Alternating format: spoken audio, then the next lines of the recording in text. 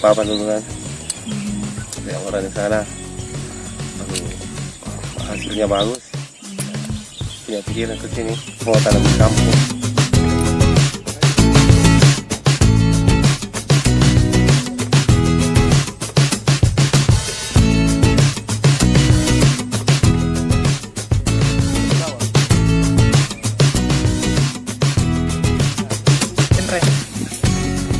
Dulunya Desa Parenreng ini mata pencahariannya cuma sebagai pertanian, dan sekarang kami dari tim inovasi desa mengajak masyarakat Desa Parenreng untuk memanfaatkan pekarangan rumah yang kosong dan lahan kosong untuk ditanami buah naga agar penghasilan masyarakat di Desa Parenreng ini bisa sejahtera.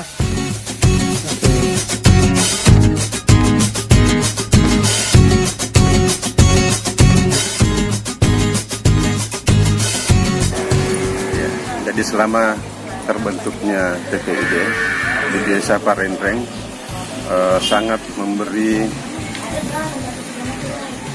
kesan bahwa TPID lah yang memberikan inovasi-inovasi atau pemikiran kepada masyarakat dalam hal pengembangan produk-produk yang ada di khususnya di Desa Parenreng, termasuk di Parenreng itu ada buah unggulan yang namanya buah naga, yang selama ini hanya merupakan tempat penjualan bukan sebagai salah satu pengembang buah naga yang ada di Parenreng. Nah, dalam adanya TPID ini ada inovasi-inovasi dari pengolahan buah naga, bisa dibuat menjadi selai, bisa dibuat menjadi keripik.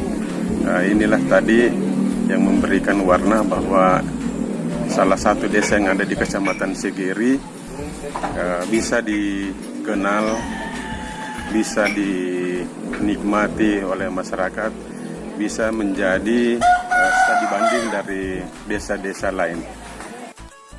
Harapannya mudah-mudahan TPID di tahun 2019 atau di tahun 2022 kami tetap mengharapkan bahwa TPID itu masih ada di Kecamatan Segiri.